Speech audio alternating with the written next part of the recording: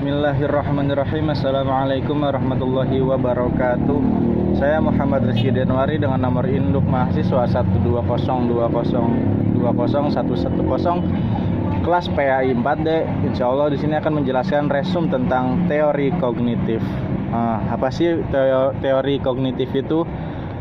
Teori kognitif itu adalah suatu usaha untuk memahami yang difikirkan orang sewaktu mereka dihadapkan pada stimulus persuasif, dan bagaimana pikiran serta proses kognitif ini menentukan apakah mereka mengalami perubahan sikap dan sejauh mana perubahan sikap itu terjadi pada diri kita.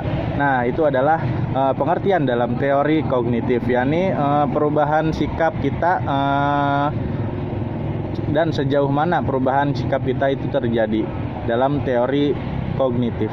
Nah, di sini juga ada elemen kognitif. Apa sih elemen kognitif itu?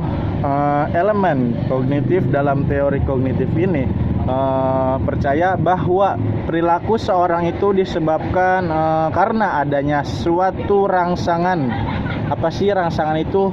Stimulus, yakni suatu objek fisik yang memengaruhi seseorang dalam banyak cara.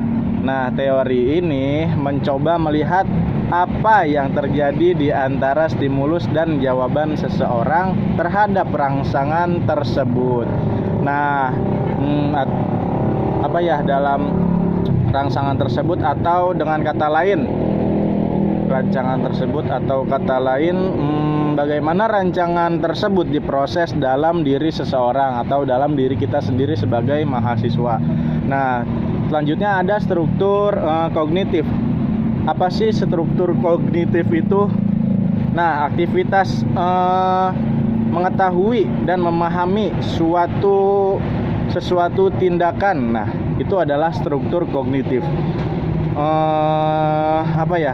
Tidaklah berdiri sendiri. Kalau memahami sesuatu itu, kita nggak akan bisa berdiri sendiri. Aktivitas struktur kognitif selalu dihubungkan dengan rencana. Rencana apa? Rencana yang disempurnakan oleh kognisi yang lain. Nah, proses ini proses penjalinan dan tata hubungan di antara kognisi ini membangun suatu struktur dan sistem. Nah, struktur dan sistem ini dinamakan struktur kognitif. Nah, selanjutnya ada fungsi-fungsi kognitif. Salah satu fungsi teori kognitif ini adalah memberikan motivasi terhadap konsekuensi perilaku relevansi teori kognitif untuk menganalisa dan memahami perilaku manusia yang mudah diamati, yakni yang terletak pada motivasi dan perilaku seseorang. Nah, itu terletak dalam perilaku seseorang sebagai motivasi, sebagai perilaku, watak. Nah, itulah fungsi-fungsi kognitif bagi manusia, bagi diri kita. Nah, perilaku tersebut mudah diamati untuk kita.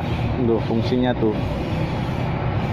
mudah kita amati, terus mudah kita pahami, terus untuk kita analisa, dan untuk jadi motivasi untuk kita. Fungsi dari teori kognitif ini. Nah, dan selanjutnya ada implementasi teori belajar kognitif. Implementasinya adalah yang pertama, salah satunya aja lah, kebanyakan soalnya. Yang pertama salah satunya adalah prinsip ruang hidup. Nah, itu adalah prinsip yang ada di dalam implementasi teori belajar kognitif. Apa sih prinsip ruang hidup itu? Itu adalah life space, perilaku individu yang memiliki hubungan dengan tempat dan lingkungan dia berada. Nah, jadi implementasi belajar ini memiliki hubungan dengan tempat dan juga lingkungan di mana kita berada. contoh di lingkungan baik kita berada, maka insya Allah kita akan terbawa dalam perbuatan-perbuatan perilaku yang baik. Nah, sebaliknya kalau kita berada di lingkungan yang tidak baik, maka kita akan terjerumus ke dalam lingkungan tersebut. Ada hadisnya tuh, yang kita berteman dengan tukang las, kita akan tercium aroma apanya? Sangitnya, sangit las, bejana panas, bau-bau gosong.